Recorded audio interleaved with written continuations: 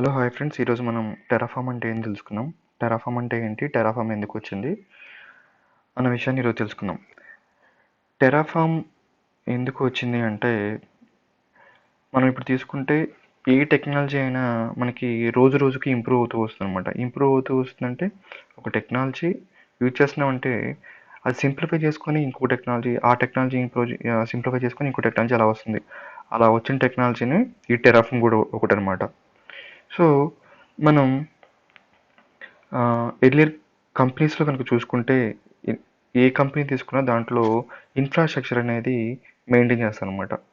So infrastructure అంటే ఏంటంటే ఆ కంపెనీకి కావాల్సిన సర్వర్సు, నెట్వర్క్, స్టోరేజ్ ఇవన్నీ మెయింటైన్ చేయడానికి ఏం చేసేవాళ్ళం, ఒక లోకల్ డేటా సెంటర్ ఒకటి క్రియేట్ చేసి ఆ డేటా సెంటర్లో మనం servers, networks and storage related hardware అంతా మెయింటైన్ చేసి వాటికి కావాల్సిన పవర్ సప్లై, దానికి కావాల్సిన హీట్ అవ్వకుండా ఏసీస్ మెయింటైన్ చేసుకుంటా మ్యాన్ పవర్ని యూజ్ చేసుకుంటూ వస్తాం అనమాట.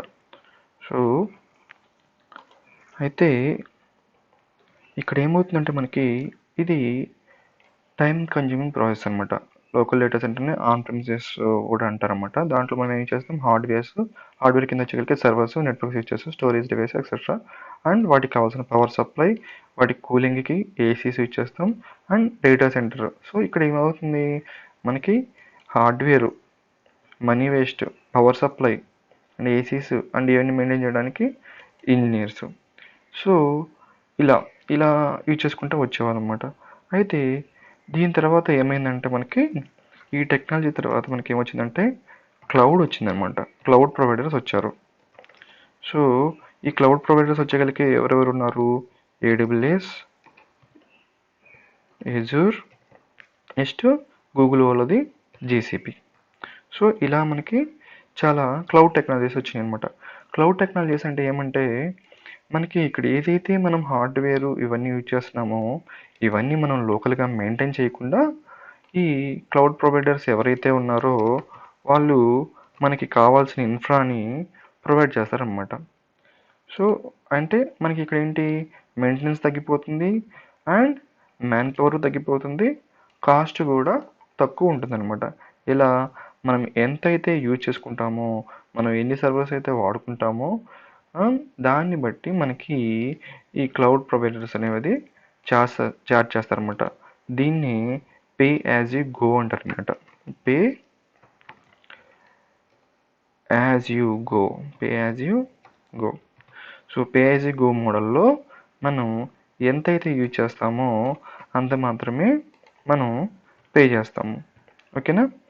మళ్ళా దీంట్లో డిఫరెంట్ మోడల్స్ ఉన్నాయన్నమాట. అవి ఏంటి అంటే IAS, PAS and SAs.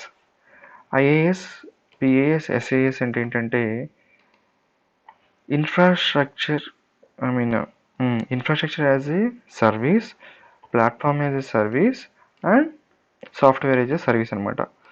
IAS అంటే ఏంటంటే మనకి ఇన్ఫ్రాస్ట్రక్చర్, మనకి ఏదైతే మనకి సర్వర్స్ కావాలో, స్టోరేజ్ కావాలో వాటిలన్నిటి కూడా ప్రొవైడ్ చేస్తాయి. తర్వాత అవి ప్రొవైడ్ చేసిన తర్వాత దాంట్లోకి మనకు కావాల్సిన అప్లికేషన్స్ అనేవి ఇన్స్టాల్ చేసుకొని మనం యూజ్ చేసుకుంటాం. అదే కనుక మనం platform as a service model అంటే ఏంటంటే, ప్లాట్ఫామ్ యాజ్ ఏ సర్వీస్లో కంప్లీట్ ఇన్ఫ్రాస్ట్రక్చర్ అనేది క్లౌడ్ ప్రొవైడర్సే మెయింటైన్ చేసుకుంటారు. బట్ మనకి ఒక ప్లాట్ఫామ్ అనేది ఇస్తారన్నమాట. ప్లాట్ఫామ్ అంటే మీకు ఎగ్జాంపుల్ చెప్పాలంటే ఎజూర్లో కానీ, ఏడబ్ల్యూఎస్లో కానీ ఎస్క్యూఎల్ అనమాట. ఎస్క్యూఎల్కి సంబంధించిన హార్డ్వేర్ ఇన్ఫ్రాస్ట్రక్చర్ మొత్తం వాళ్ళు మెయింటైన్ చేసుకుంటారు. బట్ మనకి సర్వర్స్ అనేది ప్రొవైడ్ చేస్తారన్నమాట. మనకి ఏదైనా చేంజెస్ కావాలన్నా దాంట్లో చేంజ్ చేసుకుంటాం. బట్ హార్డ్వేర్ లెవెల్లో కానీ అలా చేంజెస్ చేసుకోవాలంటే అవి మొత్తం కూడా మెయింటెనెన్స్ అనేది క్లౌడ్ ప్రొవైడర్సే చూసుకుంటారు. సో అది PaaS service. Software as a service అంటే ఏంటంటే మనం ఇన్ఫ్రాస్ట్రక్చర్ మెయింటైన్ చేయము, అప్లికేషన్ మెయింటైన్ చేయము. జస్ట్ మనకి ఏంటంటే అప్లికేషన్ ఇస్తారు, అప్లికేషన్ అనేది యూజ్ చేసుకుంటాం. దాంట్లో ఎగ్జాంపుల్ ఏంటంటే మనం డైలీ యూజ్ చేసే గూగుల్ డ్రైవ్, వన్ డ్రైవ్, ఇవన్నీ కూడా సాఫ్ట్వేర్ యాజ్ ఏ సర్వీస్ కింద వస్తాయి. సో మనం ఏం చేస్తాం, జస్ట్ లాగిన్ అయ్యే దాంట్లోకి మనకు కావాల్సిన డేటాని దాంట్లో పెట్టుకుంటాం. అంటే ఏంటి, మనం ఏమీ మెయింటైన్ చేసే పని లేదు, జస్ట్ మనం వాళ్ళు ఇచ్చిన అప్లికేషన్స్ని యూజ్ చేసుకుంటాం అనమాట. అవి సాఫ్ట్వేర్ యాజ్ ఏ సర్వీస్. అయితే ఇక్కడ ఇన్ఫ్రాస్ట్రక్చర్ యాజ్ ఏ సర్వీస్ ఉంది కదా, సో దీన్ని ఇన్ఫ్రాని మనం బిల్డ్ చేయాలంటే ఏం చేయాలి, పోర్టల్లోకి లాగిన్ అవ్వాలి. ఓకే, పోర్టల్లోకి లాగిన్ అయ్యి, అంటే మనకి ఏడబ్ల్యూఎస్కి పోర్టల్ ఉంటుంది, ఏ ప్రొవైడర్కి సంబంధించిన ఆ ప్రొవైడర్కి సంబంధించిన పోర్టల్ ఉంటుంది. ఆ పోర్టల్లోకి లాగిన్ అయ్యి మనం మాన్యువల్గా సర్వర్స్ అనేవి క్రియేట్ చేస్తూ ఉంటాం అనమాట. ఈ మాన్యువల్గా క్రియేట్ చేసేటప్పుడు మనం కొన్ని స్టెప్స్ ఫాలో అవ్వాల్సి వస్తుంది. సో ఒక ఆర్డర్లో స్టెప్స్ ఫాలో అవ్వకుండా మనం ఈ సర్వర్స్ అనేవి క్రియేట్ చేస్తాం. మనకి ఏవైతే అవసరం ఉంటాయో సర్వర్స్ కానీ, స్టోరేజ్ కానీ, నెట్వర్క్స్ కానీ మాన్యువల్గా క్రియేట్ చేస్తాం అనమాట. ఈ మాన్యువల్గా క్రియేట్ చేయటం వల్ల ఏమవుతుందంటే టైం తీసుకుంటుంది. మనం తప్పులు చేసే ఛాన్సెస్ ఉంటాయి అన్నమాట మాన్యువల్గా క్రియేట్ చేసేటప్పుడు. ఓకేనా, సో అందువల్ల ఏమైందంటే, ఇంకొకటి ఏంటంటే, మనం మాన్యువల్గా క్రియేట్ చేసేటప్పుడు ఫర్ సపోజ్ ఏడబ్ల్యూఎస్ కనుక తీసుకుంటే, ఏడబ్ల్యూఎస్లో లాగిన్ అయిన తర్వాత మనం ఏదైనా సర్వర్స్ క్రియేట్ చేయాలంటే ఫస్ట్ వీనెట్ క్రియేట్ చేస్తాం, సబ్నెట్స్ క్రియేట్ చేసిన తర్వాత దాంట్లో ఇంటర్నెట్ గేట్వేస్ క్రియేట్ చేస్తాము, రౌట్ టేబుల్స్ క్రియేట్ చేస్తాము, రౌట్స్ క్రియేట్ చేస్తాము. ఇవన్నీ క్రియేట్ చేసిన తర్వాత వర్చువల్ మిషన్స్ అనేవి, ఇన్స్టెన్సెస్ అనేవి క్రియేట్ చేస్తాం. అలా ఎజూర్లో కనుక తీసుకుంటే మనం రిసోర్స్ గ్రూప్ క్రియేట్ చేస్తాం. రిసోర్స్ గ్రూప్ లోపల నెట్వర్క్ సంబంధించిన వీనెట్ క్రియేట్ చేస్తాము, సబ్నెట్ క్రియేట్ చేస్తాము. సబ్నెట్ తర్వాత దానికి కావాల్సిన స్టోరేజ్ అండ్ ఇన్స్టెన్సెస్లు విఎమ్స్ క్రియేట్ చేస్తాం అనమాట. సో ఒక ఆర్డర్లో క్రియేట్ చేసుకుంటా రావాలి. అది కూడా మనకి ఇక్కడ టైం కన్జ్యూమ్ చేసుకుంటుంది. అందుకని ఏం చేశారంటే, ఎవరికి వాళ్ళు ఏ క్లౌడ్ ప్రొవైడర్కి ఆ క్లౌడ్ ప్రొవైడరు వాళ్ళకి సంబంధించిన ఒక టూల్ అనేది డెవలప్ చేసుకున్నారు. ఒక సర్వీస్ అనేది. మనం ఏడబ్ల్యూఎస్ కనుక తీసుకుంటే, ఏడబ్ల్యూఎస్ వచ్చేగలిగే క్లౌడ్ ఫార్మేషన్ అనేది తీసుకొచ్చారనమాట. క్లౌడ్ ఫార్మేషన్ అంటే ఏంటంటే, మనం ఎవ్రీ క్లౌడ్ ప్రొవైడర్ దానిలోకి లాగిన్ అయ్యే పని లేకుండా ఈ క్లౌడ్ ఫార్మేషన్ ద్వారా కోడ్ రాసి, క్లౌడ్ ఫార్మేషన్లో ఏంటంటే జేసాన్ ఇచ్చేస్తారనమాట. జేసాన్ అనే లాంగ్వేజ్ యూజ్ చేసి కోడ్ని రాసి, ఆ కోడ్ని మనం డిప్లాయ్ చేస్తే మనకి ఇన్ఫ్రాస్ట్రక్చర్ అనేది రెడీ అయిపోతుంది అనమాట. ఓకే, సో ఇక్కడ ఏం సింప్లిఫై చేశారు, మాన్యువల్గా క్రియేట్ చేసేదాన్ని ఒక కోడ్ ద్వారా చేస్తే, అది డిప్లాయ్ చేస్తే మనకి సర్వర్స్ అనేవి, ఇన్ఫ్రాస్ట్రక్చర్ అనేది బిల్డ్ అయ్యేపట్టుగా సింప్లిఫై చేశారు. ఓకేనా, ఇక్కడ మాన్యువల్ నుంచి కోడ్ ద్వారా సింప్లిఫై చేశారు. అట్లానే ఎజూర్ కనుక తీసుకుంటే, ఎజూర్ వాళ్ళు మనకి ఏఆర్ఎం టెంప్లెట్స్ అని యూజ్ చేసుకొని బిల్డ్ చేసేటట్టు చేశారన్నమాట. సో ఇట్లా ఏ ప్రొవైడర్కి ఆ ప్రొవైడరు సింప్లిఫై చేసుకుంటూ వచ్చారు. అంటే ఏంటి, మనం మాన్యువల్గా క్రియేట్ చేసే పని లేకుండా ఈ క్లౌడ్ ఫార్మేషన్ అండ్ టెంప్లెట్ని యూజ్ చేసుకొని ఏడబ్ల్యూఎస్లో, ఏఆర్ఎం టెంప్లెట్స్ యూజ్ చేసుకొని ఎజూర్లో ఇన్ఫ్రాస్ట్రక్చర్ని బిల్డ్ చేసే విధంగా డెవలప్ చేశారు. అయితే ఇక్కడ ఏంటంటే మనకు కొన్ని డిఫికల్టీస్ ఉన్నాయి. అవి ఏంటంటే, లాంగ్వేజ్, వాళ్ళు యూజ్ చేసే లాంగ్వేజ్ మనకు కొంచెం కష్టంగా ఉంటుంది. ప్లస్ ఇవి కూడా ఒక ఆర్డర్లో డిప్లాయ్ చేసుకుంటా రావాలన్నమాట ఈ టెంప్లెట్స్. సో ఇక్కడ మనం ఈజీగా చేయొచ్చు కానీ, బట్ కొంత డిఫికల్టీ అయితే ఉందన్నమాట. సింప్లిఫికేషన్ చేశారు కానీ డిఫికల్టీ అనేది ఉంది. సో ఇవన్నీ ఓవర్కమ్ చేయడానికి మనకు వచ్చిందే ఈ Terraform.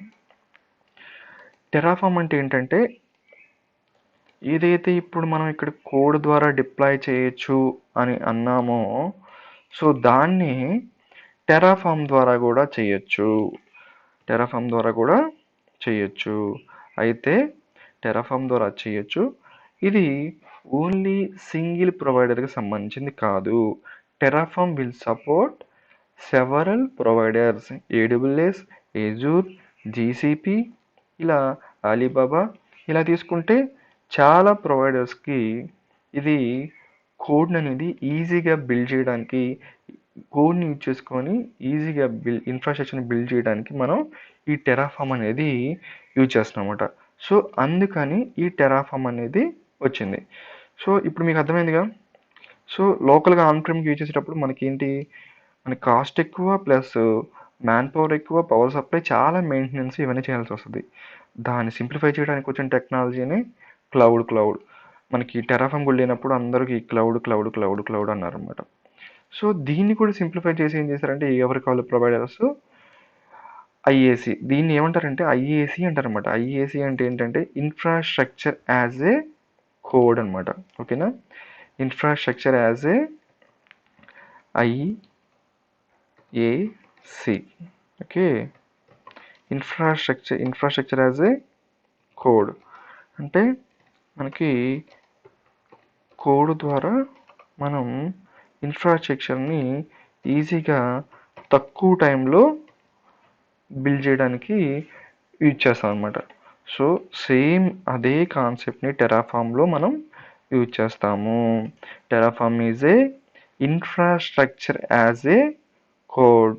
Terraform is a infrastructure as a code అనమాట. ఓకేనా, సరే ఇక్కడ చూద్దాం.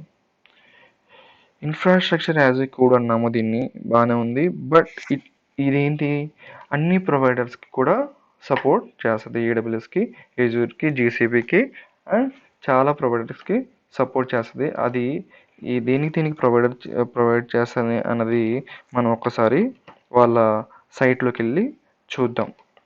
టెరాఫామ్ సైట్లోకి వెళ్ళి ఎన్ని ప్రొవైడర్స్కి ప్రొవైడ్ చేస్తుంది. 100+ ప్రొవైడర్ సపోర్ట్ చేస్తారు అనమాట. ఓకే, టెరాఫామ్ ప్రొవైడర్స్ లిస్ట్ అని కొడదాం. Providers list. ఓకే,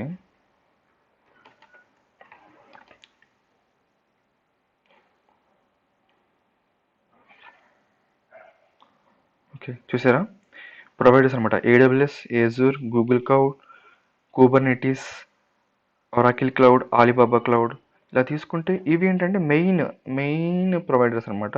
సో దాని కింద చూడండి ఇంకా ఎన్ని ప్రొవైడర్స్ ఉన్నాయో. సో ఇలా చాలా ప్రొవైడర్స్ కూడా వీళ్ళు కోడ్ ద్వారా బిల్డ్ చేయడానికి ఆప్షన్ ఇచ్చారన్నమాట. ఓకేనా, మీకు అర్థమైంది కదా, కోడ్ ద్వారా బిల్డ్ చేయడానికి ఆప్షన్స్ అనేవి ఇచ్చారు. ఓకే, చూసారా ఇట్లా. దీనిలో ఏం చేస్తారంటే వీటి దగ్గర ప్రీ బిల్డ్గా కొన్ని టెంప్లెట్స్ ఉంటాయి. ఆ టెంప్లెట్స్ని యూజ్ చేసుకొని మనకు కావాల్సినట్టు కస్టమైజ్ చేసుకొని కూడా యూజ్ చేసుకోవచ్చు ఈ మోడల్స్ని. సో ఫర్ సపోజ్ ఇక్కడ చూడండి, ఏడబ్ల్యూఎస్లో వీపీసీ క్రియేట్ చేయాలి. వీపీసీ ఇదిగో ఈ మోడల్స్ అనమాట. మోడల్స్ని యూజ్ చేసుకొని కూడా మనం ముందు కాన్సెప్ట్లో చూస్తాము. క్లాసెస్లో మోడల్ అంటే ఏంటి, మోడల్స్ ఎలా యూజ్ చేసుకోవచ్చు, పబ్లిక్ మోడల్స్, మన ఓన్ మోడల్స్ ఎలా యూజ్ చేసుకోవాలన్నది కూడా చూస్తాము. మనకి ఎవ్రీథింగ్ ఇంకేంటంటే మనకి ఏది కావాలన్నా కూడా ఈ టెరాఫామ్ సైట్లోకి వస్తే ప్రతి ఒక్కటి ఉంటుంది అనమాట. మనకి ఏదైనా బిల్డ్ చేయాలన్నా, దానికి ఏమైనా కోడ్ కావాలన్నా ఇక్కడి నుంచి కోడ్ తీసుకొని మన సొంత ఇన్ఫ్రాస్ట్రక్చర్ అనేది బిల్డ్ చేయొచ్చు అనమాట.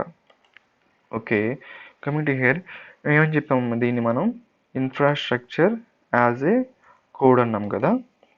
Okay, infrastructure as a code అన్నాము, బాగానే ఉంది. అయితే ఇంకోటి ఏంటంటే ఎందుకు ఇచ్చేస్తామన్నాము దీన్ని, ఆటోమేట్ చేయడానికి. ఆటోమేట్ అంటే ఇన్ఫ్రాని ఆటోమేట్ చేసి బిల్డ్ చేయడానికి అండ్ దాన్ని మేనేజ్ చేయడానికి. ఓకే, కొత్తగా ఇన్ఫ్రాస్ట్రక్చర్ని క్రియేట్ చేయడానికి, దాన్ని మేనేజ్ చేయడానికి ఈ టెరాఫామ్ అనేది యూజ్ చేస్తాం. అయితే మనకి ఆల్రెడీ ఒక ఇన్ఫ్రా అనేది బిల్డ్ అయి ఉంది. ఓకేనా, అది మీరు మాన్యువల్గా క్రియేట్ చేశారనుకోండి, లేదా టెరాఫామ్ ద్వారా కూడా క్రియేట్ చేశారనుకోండి, ఏదైనా అవ్వండి. సో దాంట్లో ఇప్పుడు ఏదైనా ఒక ప్రాజెక్ట్కి సర్వర్స్ బిల్డ్ చేసామంటే వాటిని మనం మోడిఫై చేయాల్సి, మనకి తగ్గినట్టు మోడిఫై చేసుకోవాల్సి వస్తూ ఉంటుంది అనమాట. సో ఆ మోడిఫికేషన్స్ చేసుకోవడానికి కూడా మనం ఈ టెరాఫామ్ని యూజ్ చేసుకోవచ్చు. అంటే ఏంది, న్యూగా బిల్డ్ చేసుకోవడానికి ప్లస్ ఉన్న వాటిని మేనేజ్ చేసుకోవడానికి కూడా మనం ఈ టెరాఫామ్ అనేది యూజ్ చేస్తాము. ఓకే, ఇదేంటి ఏంటిది IAC, infrastructure as a code. ఎందుకు యూజ్ చేస్తాము? ఇన్ఫ్రాని ప్రొవిజన్ చేయడానికి దీన్ని యూజ్ చేస్తాము. ఓకేనా? అయితే దీంట్లో మనం ఏ లాంగ్వేజ్ యూజ్ చేస్తారు? మనం ఇందాక ఏడబ్ల్యూఎస్ చెప్పుకున్నాము, వాడు జేఎస్ఎన్ లాంగ్వేజ్ యూజ్ చేసి ఓన్లీ టెంప్లెట్ డెవలప్ చేసుకుంటాడు. బట్ టెరాఫామ్లో ఏ లాంగ్వేజ్ యూజ్ చేసుకొని వాళ్ళ కోడ్ని డెవలప్ చేస్తారు అంటే ఇక్కడ హాషికార్ప్ కాన్ఫిగరేషన్ లాంగ్వేజ్ అండి, హెచ్సిఎల్, హాషికార్ప్ కాన్ఫిగరేషన్ లాంగ్వేజ్. సో ఇది చాలా సింపుల్గా ఉంటుంది, ఎవరైనా అర్థం చేసుకోగలిగిన లాంగ్వేజ్ అనమాట. సింటాక్స్ కూడా పెద్ద ఏమి ఉండదు, ఈజీగా అర్థమైపోతుంది. సో ఇదనమాట హెచ్సిఎల్ అని హాషికార్ప్ లాంగ్వేజ్ యూజ్ చేసుకొని టెరాఫామ్ అనేది కోడ్ అనేది బిల్డ్ చేస్తాము. ఓకే, అయితే మనకి లాంగ్వేజెస్లో 2 లాంగ్వేజెస్ ఉంటాయండి. ఒకటి డిక్లరేటివ్, ఇంకోటి వచ్చేగలికి imperative. Okay, declarative and imperative. Declarative అంటే ఏంటి, ఇంపరేటివ్ అంటే ఏంటి? మనం టెరాఫామ్లో యూజ్ వచ్చేగలికి డిక్లరేటివ్ అండి. డిక్లరేటివ్ అంటే ఏంటంటే మనకి ఎండ్ రిజల్ట్స్ ఏంటో తెలిస్తే చాలు అనమాట. So there is no need to provide every step మనం ఇవ్వాల్సిన అవసరం లేదు. మనకి ఎండ్ రిజల్ట్స్ ఏంటి, మనం ఆ కోడ్లో ఏది ఎక్కడైనా ఇవ్వచ్చు.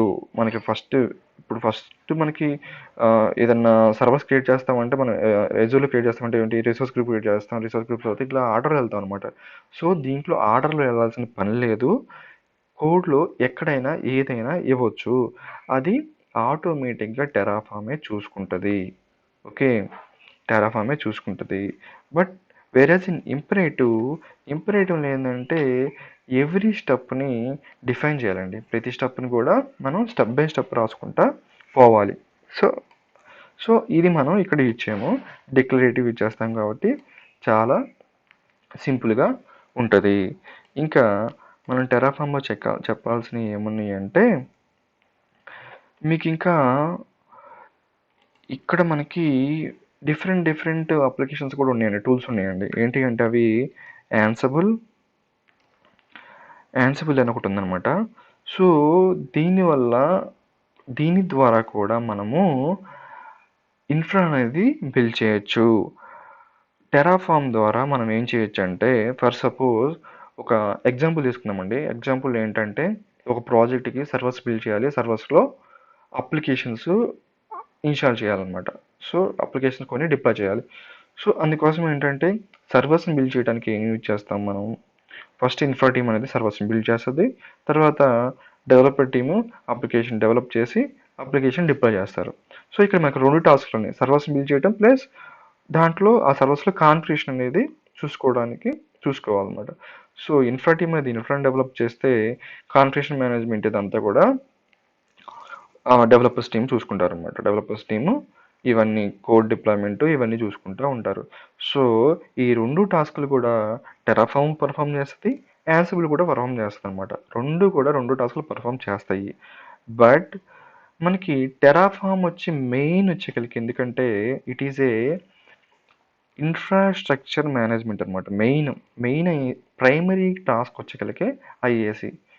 ఓకేనా, మనం కాన్ఫిగరేషన్ కూడా చేయొచ్చు, but it is not a primary. మనం టెరాఫామ్ యూజ్ చేసుకుంటేనే మనం సింపుల్గా ఇన్ఫ్రాస్ట్రక్చర్ అనేది బిల్డ్ చేసుకోగలం. మనకి కాన్ఫిగరేషన్ మేనేజ్మెంట్ టూల్స్ అనేవి చాలా ఉన్నాయి.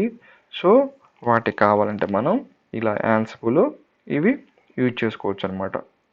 ఓకే, అప్పుడు ఏంటంటే మనకి డిఫికల్టీ అనేది ఉండదు. సో టెరాఫాము ఇన్ఫ్రాకి ఈజీగా ఉంటుంది కాబట్టి టెరాఫామ్ యూజ్ చేసుకుంటాము. కాన్ఫిగరేషన్ మేనేజ్మెంట్కి యాన్సిబుల్ ఈజీగా ఉంది కాబట్టి యాన్సిబుల్ కాన్ఫిగరేషన్ మేనేజ్మెంట్కి యూజ్ చేసుకుంటాము. బట్ 2 ఒకే దానికి అంటే టెరాఫామ్‌ని రెండిటికి యూజ్ చేసుకోవాలంటే డిఫికల్ట్‌గా ఉండదు. ఎందుకంటే ఇది పర్టిక్యులర్‌గా బిల్డ్ చేసింది ఇన్‌ఫ్రాస్ట్రక్చర్ మేనేజ్మెంట్‌కి. ఇది పర్టిక్యులర్‌గా బిల్డ్ చేసింది కాన్ఫిగరేషన్ మేనేజ్మెంట్‌కి కాబట్టి ఏది దానికి యూజ్ చేసుకుంటే మనకు సింపుల్‌గా ఉంటది. మనం చెప్పినట్టు ఇందాక ఒక ప్రాజెక్ట్‌లో సర్వర్స్, అప్లికేషన్స్ అన్నాం కదా! సో, సర్వర్స్‌ని బిల్డ్ చేయడానికి టెరాఫామ్‌ని, అదే దానిలో ఉన్న అప్లికేషన్స్‌ని కాన్ఫిగరేషన్ మేనేజ్మెంట్ చేసుకోవడానికి ఆ సర్వర్స్‌లో వాటిలకి యాన్సిబుల్ యూజ్ చేసుకుంటే మనకి సింపుల్‌గా ఉంటది. ఓకేనా? నేను ఓవర్‌వ్యూ ఇస్తానండి ఒకసారి. టెరాఫామ్ అంటే ఏంటో, అసలు మనం ఈరోజు క్లాస్ ఏం చెప్పుకున్నామో. సో, అర్థమైంది కదా! ఎలా సింప్లిఫై చేసుకుంటూ వచ్చారో, ఇక్కడ ఫస్ట్ లోకల్‌గా మెయింటైన్ చేసుకుంటూ వచ్చారు. సో, ఇదంతా అయిపోయింది. దీన్ని సింప్లిఫై చేసుకుంటా క్లౌడ్ ప్రొవైడర్స్ తెచ్చారు. క్లౌడ్‌ని తెచ్చారనమాట. ఈ క్లౌడ్ తర్వాత ఏమొచ్చింది? దాంట్లో కోడు. ఏ ప్రొవైడర్‌కి ఆ ప్రొవైడరు కోడ్ ద్వారా బిల్డ్ చేయడం తెచ్చారు. ఓకేనా? ఏడబ్ల్యూఎస్ వచ్చి క్లౌడ్ ఫార్మేషను, ఏజూర్ వచ్చి వీళ్ళకి ఏఆర్ఎమ్. సో, ఇది కాకుండా అన్ని క్లౌడ్ ప్రొవైడర్స్‌ని ఇచ్చేయడానికి, మేనేజ్ చేయడానికి మనకి టెరాఫామ్ అనేది వచ్చింది. సో, దీని ద్వారా ఏమవుతుందంటే టెరాఫామ్‌ని యూజ్ చేసుకొని మనం మినిట్స్‌లో, మన ఇన్‌ఫ్రాస్ట్రక్చర్ అనేది బిల్డ్ చేసుకుంటాము. ఇక్కడ గనుక చూసుకుంటే కొన్ని డేస్ పట్టేది ఇది చేయాలంటే. సో, దీంట్లో ఒక సర్వర్ కావాలంటే కొన్ని మంత్స్ కూడా పట్టిన రోజులున్నాయన్నమాట. అదే క్లౌడ్ ప్రొవైడర్ చూసుకుంటే మనకి కొన్ని గంటల్లో ఇన్ఫ్రాని, ఇది కూడా రోజులు పట్టిన రోజులు కూడా ఉన్నాయి ఇన్ఫ్రాని మొత్తం బిల్డ్ చేయడానికి. అదే ఒక్కసారి కనుక మనం ఈ ఐఏసి ఇన్ఫ్రాస్ట్రక్చర్ యాజ్ ఎ కోడ్లు కనుక వస్తే, కోడ్ కనుక మన చేతుల్లో ఉంటే కొన్ని మినిట్స్‌లో రెడీ చేసేయచ్చు అనమాట. ఇంకో విషయం ఏం చెప్పాలంటే ఇక్కడ ప్రతి ప్రాజెక్ట్‌లో మనకి డిఫరెంట్ ఎన్విరాన్మెంట్స్ ఉంటాయి అనమాట. ఎన్విరాన్మెంట్స్ అంటే ఏంటంటే production environment, dev environment, staging environment, UAT environment అని డిఫరెంట్ ఎన్విరాన్మెంట్స్ ఉంటాయి అనమాట. సో, మనకి ఒకే స్ట్రక్చర్ ఒకే ఆర్కిటెక్చర్‌ని సేమ్ డిఫరెంట్ ఇన్‌ఫ్రాస్ట్రక్చర్‌లో బిల్డ్ చేయాలంటే ఏదో ఒక ఎన్విరాన్మెంట్‌లో మనం కంప్లీట్‌గా సెటప్ అనేది చేసుకొని, దాని మీద టెస్ట్ చేసుకొని, అది గనక మనకి కంప్లీట్‌గా వర్క్ అవుతుందంటే సేమ్ కోడ్‌ని మనం డిఫరెంట్ టెక్నాలజీస్ కూడా యూజ్ చేయొచ్చు. చూసారా? ఇక్కడ మనకి ఎంత సింప్లిఫై అయిపోయిందో. సో, ఒక ఎన్విరాన్మెంట్ కింద కోడ్ గనక రెడీ అయ్యి ఉంటే, సో, అదే కోడ్‌ని మనం డిఫరెంట్ ఎన్విరాన్మెంట్స్ కూడా యూజ్ చేసుకోవచ్చు. సో, చాలా ఇంట్రెస్టింగ్‌గా ఉంటుందండి మనం నేర్చుకునే కొన్ని టెరాఫామ్ అనేది. మనం ఎప్పుడైనా ఏదైతే మనకి టెక్నాలజీ ఇంప్రూవ్ అవుతూ వస్తుందో, ఆ టెక్నాలజీ నేర్చుకుంటూ ముందలకెళ్తూనే మన కెరీర్ బాగుంటదనమాట. సో, మనం ఫస్ట్ సపోజ్ దీని మీద వర్క్ చేస్తున్నామండి. దీని మీద వర్క్ చేస్తున్నప్పుడు విండోస్ గానో, లైనక్స్ అడ్మినిస్ట్రేషన్ గానో వర్క్ చేస్తున్నాం. అక్కడ వాళ్ళకి లోకల్ ఆన్ ప్రెమిసెస్ సర్వర్స్ ఉన్నాయన్నమాట. సో, అప్పుడు ఏమైద్దంటే మనకి చాలామంది ఇంక దీని మీదే ఉండిపోతారు. ఇప్పుడు ఏమవుతున్నాయి, టెక్నాలజీ అనేది మూవ్ అవుతూ వస్తుందన్నమాట. మూవ్ అవుతూ వస్తున్నప్పుడు కూడా కంపెనీస్ కూడా మూవ్ అవుతూ వస్తున్నాయి. సో, దాంతో పాటే మనం ఏదైతే టెక్నాలజీస్ మూవ్ అవుతున్నాయో, వస్తున్నాయో, ఆ ఇంప్రూవ్ అవుతున్నాయో వాటిని నేర్చుకుంటే మనం కూడా ముందరికి వస్తూ ఉండాలన్నమాట. ఏదో ఒక రోజు ఇవి వాడుతున్నోడు కూడా మనకి ఈ టెక్నాలజీకి రావాల్సిందే. సో, అందువల్ల మనం ఏ టెక్నాలజీలో ఉన్నా నెక్స్ట్ టెక్నాలజీ ఏదన్నా వస్తే దాన్ని నేర్చుకొని ఇట్లా ముందలకెళ్తూ ఉంటే మన కెరీర్ అనేది చాలా బాగుంటది. ఓకేనా? నెక్స్ట్ మనం టెరాఫామ్‌ని ఎలా ఇన్‌స్టాల్ చేయాలి? లైనక్స్‌లో ఎలా ఇన్‌స్టాల్ చేయాలి? విండోస్‌లో ఎలా ఇన్‌స్టాల్ చేయాలి?